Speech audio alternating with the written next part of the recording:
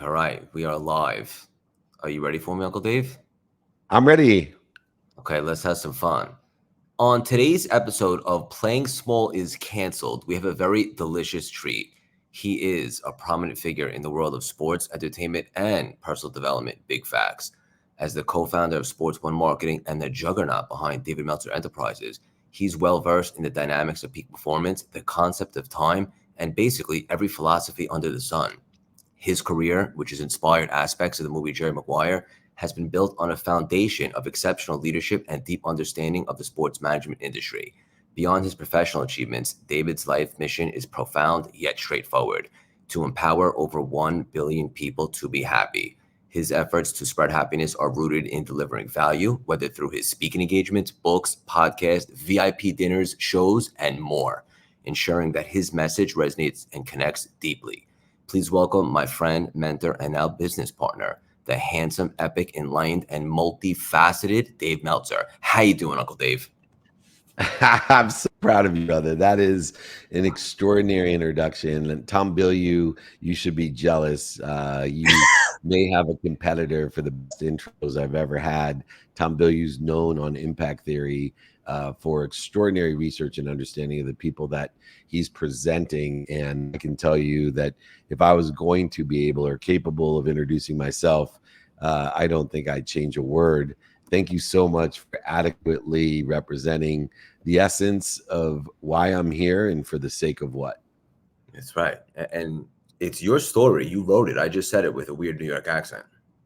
I love it, man. Well, you said it extremely well, which is what I teach people is how to articulate quantitative value to exceed what we're asking for, providing value, understanding what people like, what they don't like, giving them more of what they like, taking away what they don't like. You have exceeded my expectations, and the pride and the proud feelings and emotions are oozing out of my sexy skin.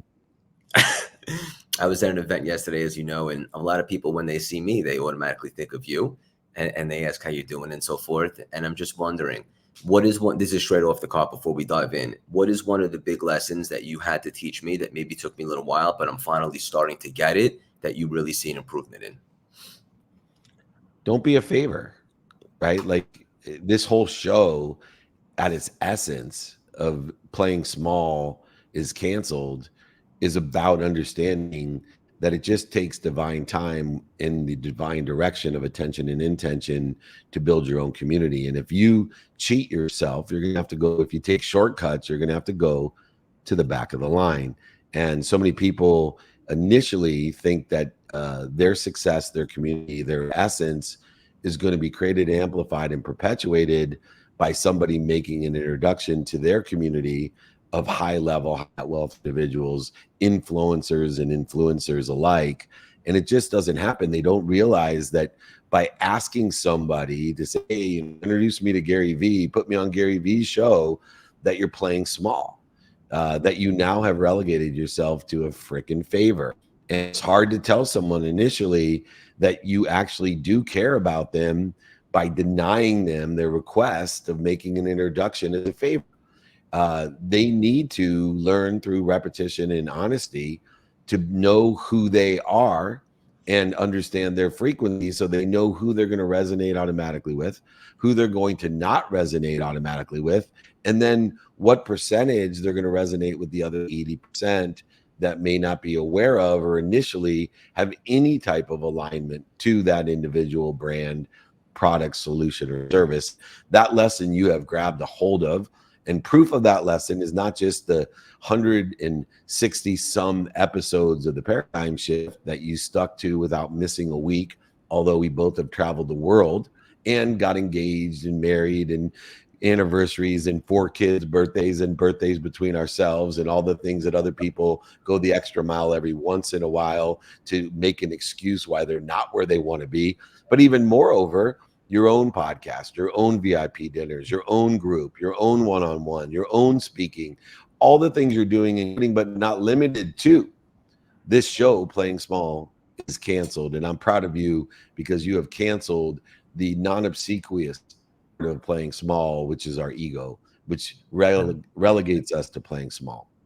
Beautifully said, Dave. Thank you. And it's interesting because now with some of my one-on-one clients and so forth, when I see them finally start to get it and understand the consciousness behind what I tell them to do, and they start to do and have major success, that makes me more proud than my own success, so to speak. So now I understand what you've been saying all along. Yeah, whether it's Fenster, Fleischman, or Siegel, just to name a few, Bogart, Lundy, all these other people that you see that, I have head coaches, chairmans of companies like Gulf Oil, Verb, Synergence, different huge companies. My pride is in the empowerment, and my mission of over 1 billion people is attained only by finding 1,000 Craig Siegels who I know, which is why I get frustrated, and so do you as a coach, that can empower 1,000 to empower 1,000. And I tell you, the hardest part about being a coach, a mentor, a teacher is wanting and seeing for someone more than they want or see for themselves. Yeah, it is tough. And I'll say one last thing about the first thing that you said about being a favor and so forth. It's also hard for someone to understand that when they're first getting out, of course, they want to accelerate their progress, but you really need to build it and build the foundation and compound, and that takes some time. And even if someone were, like you were to do a favor for me or I was to do a favor for someone else, get someone on in the beginning, it wouldn't even create the amount of value that it would 6 to 12 months later once the brand starts to establish itself through consistency. That's also another component that you taught me. Yeah, like when we had John Gordon on for episode 160, whatever it was, 164, 165, if we had him, and he's a close friend of mine, right? I could have easily had John on episode 5. It would had not nearly had the impact that it did for all of us, for John and his community, for you and your community, and me and my community. And in fact, it probably would have been the last thing that John ever did with you, because he would have felt as if just asking a favor. Now John Gordon's thanking me for introducing you to him, because you have an established community and it's mutually beneficial that all three of us do things instead of all of a sudden creating a perception of favor, of separation that should not exist if we believed in divine time aligned with the divine direction that Craig Siegel is on. That's why I call him the eagle, flying high above awareness. That's it. Divine timing, divine direction. Divine direction is something that I heard you talk about a lot lately. I think I know what you mean, and I'm all about that stuff right now. But let's unpack that. What exactly do you mean when you say divine direction, Dave? Well, so many people attach their emotions to outcomes. They think they know what they don't know, even though they know they don't know. In other words, there's outcomes that occur every day. Outcomes that occur today are a combination of the meaning of the past, the light, the love, the lessons, the perception of the past, and our own image for the future, as well as the activities of today and the circumstances of today, the weather, the flat tires, the in-laws, the engagements, the birthday parties, whatever it may be. And so when you reconcile all of the different variables that are effectuated in a day, you start to realize that the outcomes of today have one thing in common: that you are incapable of a human being, of an embodiment, of a vessel, determined upon your own studies, like Craig and I. You are incapable of knowing or understanding what is occurring today according to where you want to be in the future or better. And so, because we don't understand or know that as human beings, embodiments, and vessels, we go ahead and put judgment and conditions on outcomes of good or bad. Oh, losing everything is bad. Oh, that girl leaving me is bad. Me losing that deal is bad. Me getting fired by a client is bad. No, it's not. Not if you believe in the divine time and the divine direction.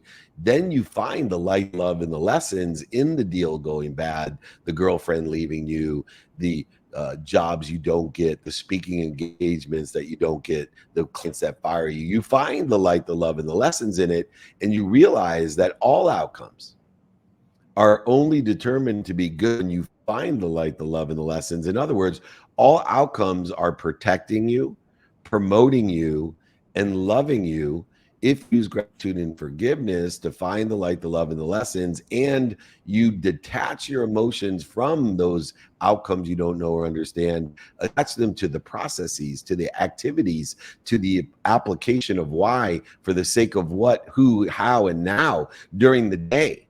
And you will live in the realm of divine time and divine direction. It will decrease the resistance. It will minimize the time you spend in that distance of resistance and void, shortages, obstacles, trying to go over, around, through all the different things that are already working through you, for you, and in benefit of everyone. It is faith and wisdom that understands and utilizes divine time and divine direction to get an acceleration, an aggregation, and a compounding of the outcomes that we want or better. Oh, this is unbelievable. This is you speaking my love language now. This is so good. Do you believe that everything that the creator does or creates, whatever creator, omnipresence, quantum, whatever someone believes in, everything that they do is net positive when it's all said and done? I believe that everything occurs in my life with that perception. I believe if you don't share in the perception of an omniscient, all powerful, all knowing source, a unified, infinite system that has more than enough of everything for everyone, that you will live in a world of punishment, that things that will happen will victimize you. So I believe it's individual in our co-creation of the perception that we're participating in. And that's why beyond gratitude and forgiveness, accountability tells us to look at all the outcomes, the circumstances, situations, events, and people in our life each day and ask ourselves, what did I do to be responsible, to attract this, to participate in this perception? And once again, using gratitude and forgiveness to find the light, the love, and the lessons, learn that lesson, because there are no problems, only solutions when we find the lesson. You see, if you don't learn the lesson, it's going to keep on coming until you learn it. Pain is an indicator you have a lesson to learn. Struggles, shortages, voids, mistakes are indicators you have a lesson to learn. Think about the universe as a big teacher's guide.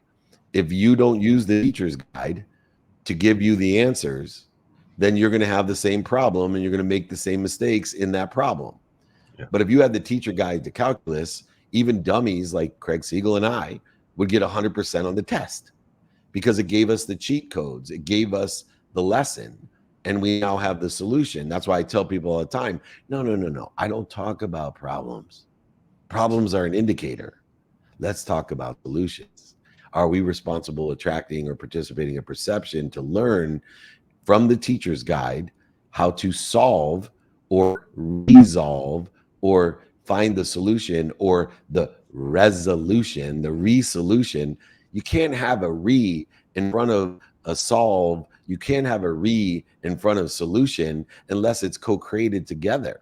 The answer is inherently in the problem, the shortage, the void, the obstacle. So unless you share that perspective, unless your participation in the responsibility, attraction, and perception of it, then yes, you will not believe what Craig and I believe, which is that we are protected and promoted and loved with all outcomes that exist today that we don't understand or know.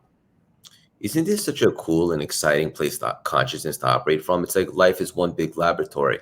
So for everyone listening, if something happens that seems unfavorable, right away you're thinking in your own Dave terminology, why did this happen in my movie? What lesson am I supposed to learn? Or how can I correct and transform this? And every time that happens, it's actually an opportunity for us to create some more expansion by correcting that, transforming it, or learning a lesson. Resolving or creating a resolution out of what other people see as pain, setbacks, failures, and mistakes. Absolutely. That's how you do it.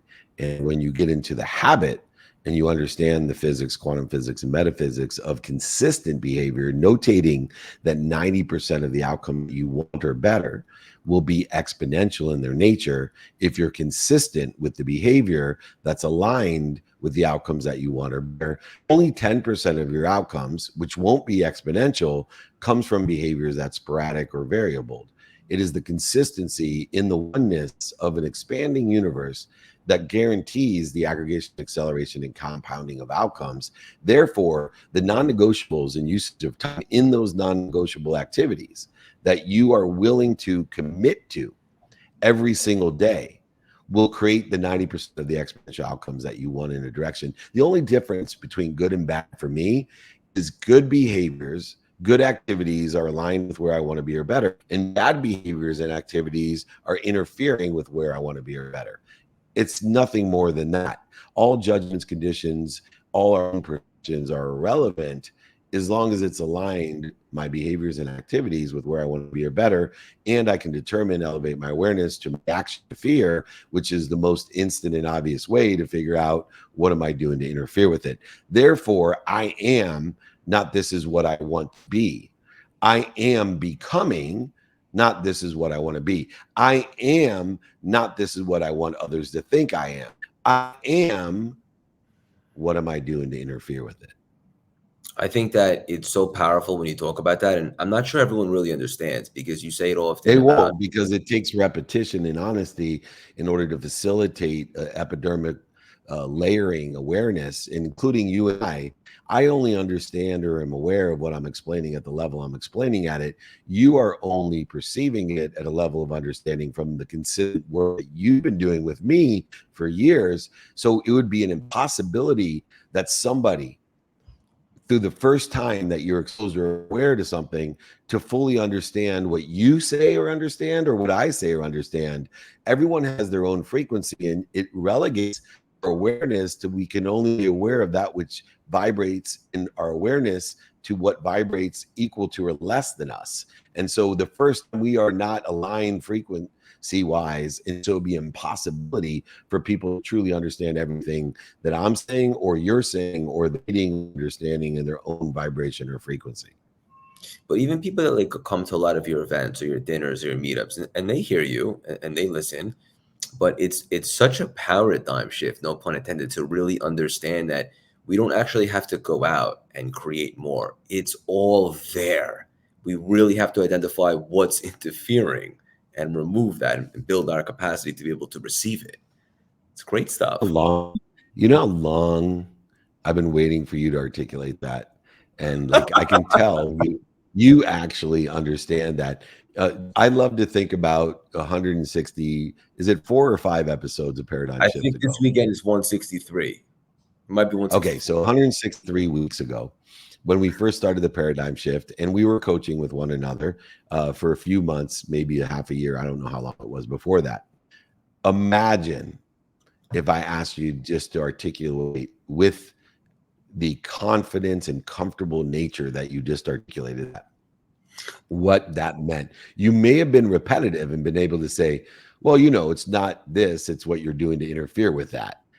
But you didn't understand it. And now here I am, 3 years plus later, and I know you understand what you just said.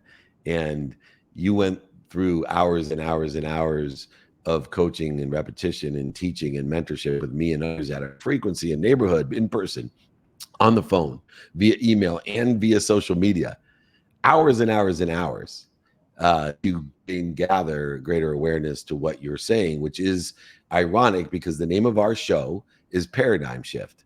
And the purpose is to shift that paradigm from I want people to think I am to I am, what am I doing to interfere with it? That thing are this world of more than enough of everything for everyone.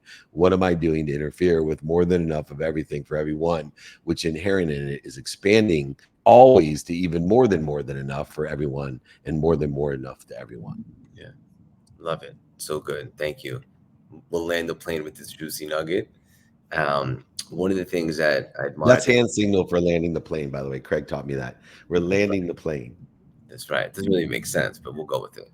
I like it. Um, We could get the red things. You flew red eye yeah, last night. You get those red, yes, we'll land the plane yeah, or flag. yeah. Who told me the red eye trick? Also, I'm a master traveler. I've gotten better at them. First couple, I was like, "What's he talking about? This is tough," but you get used to Yeah. it. Dave, in regards to relationships, most people, unfortunately, I think are very transactional when it comes to relationships. You actually just want to add value. And what you've realized and showed me is that when you really make it about that, you end up getting more and more transactions anyway, because you create this win-win situation with relationships. How did you come to that understanding, and how beneficial has that been for you? Well, let me start with the second question first. It's extremely beneficial, probably one of the most beneficial things in the alignment of knowing there's more than enough of everything for everyone and sharing the wisdom, but also actually having faith by not negotiating, trading, or being transactional. An illustration of faith in more than enough of everything for everyone is your comfortability and confidence in not negotiating, in not utilizing transactions, in not cheating yourself with an automatic recognition of giving to receive, which is a transaction, a trade. When you understand what you've articulated previously, that there's more than of everything for everyone, that there's an omniscient, all powerful, all knowing source that loves, protects, and promotes us at all times, then everything for me is value based, notating once again that value is only conveyed in two manners. One, giving value is conveyed by giving people what they like or taking away some or all of what they don't like. And in order to convey value in an abundant, infinite loop, a unified system of thought, an omniscient, all powerful, all knowing source, then what we need to do is to effectually articulate the ideas of non-negotiation, non-transaction, and non-trading. And in order to do that, we have to understand the relationship of why and for the sake of what do we give, not to receive, but we give knowing in wisdom and faith that the more we give, the more we're given. And again, with wisdom and faith, that we elevate our awareness through gratitude and forgiveness and accountability to be in spirit, inspired, instead of deter or interfere with receiving or not being aware of all that we're given. And then even more in the construct of non-negotiation, non-trading, in world of more than enough of everything, an abundant infinite system in which we are all part of, we have the same wisdom and faith, the same comfort and confidence, the same inspiration in not only receiving and being aware of all that we're given, but to ask for more. You see, instead of trading and negotiating, trading 100% to get 98% or trading 98% to get 100%, an incremental zero sum game of transactional behavior, of a limited victim like mentality in a world of either not enough, where we are trading and negotiating 100 for 98 or 98 for 100, or a world of just enough where we're trading 100 for 100 and there's no growth or expansion. But instead, giving more to be given more, to receive more and ask for more than more, so we could give more than more, to be given more than more, to receive more than more, and even ask for more than more than more. You see where you end up? In a world of more than enough of everything for everyone, elevating yourself above a transaction, above a trade, above a negotiation. Stop living as a victim. You're not punished. There's more than enough of everything. You're not a victim. There's not enough. And there's more than just enough, 100% for 100% a trade, a negotiation, some sort of transaction of equal value. Bullshit. We live in a world of more than enough of everything. You don't need to buy shit you don't need to impress people you don't like because you want them to think I am. Instead, I am. I am more than enough of everything for everyone. What am I doing to interfere with it? If you want to learn how to do that, then you can learn from one of my key 1000s. That's Craig Siegel, the Eagle, flying high above Manhattan, flying high above the country last night so he could be here with me to empower others to be happy, live in the world of more than enough. If you want to learn how, email me, david@dmeltzer.com. I will send you my book. I will sign it if you want me to devalue it. I will sign it. I will pay for shipping. I will pay for the book. I'm not here as a trader in negotiation. I will pay for everything so that you can learn the framework and then customize that framework to align with who you are and figure out what you're doing to interfere with the great, omniscient, all powerful, all knowing source that we all belong and co create with. I want to thank you, Mr. Siegel, for being an extraordinary person, empowering so many. I'm so proud of you. I love you, and I always have your back. Please invite me back. Love you so much, Dave. Thank you so much for stopping by and dropping these priceless, juicy nuggets today. Love you, man. Don't play small. Cancel that shit. Episode 5 in the books. Dave, hang out for 1 second.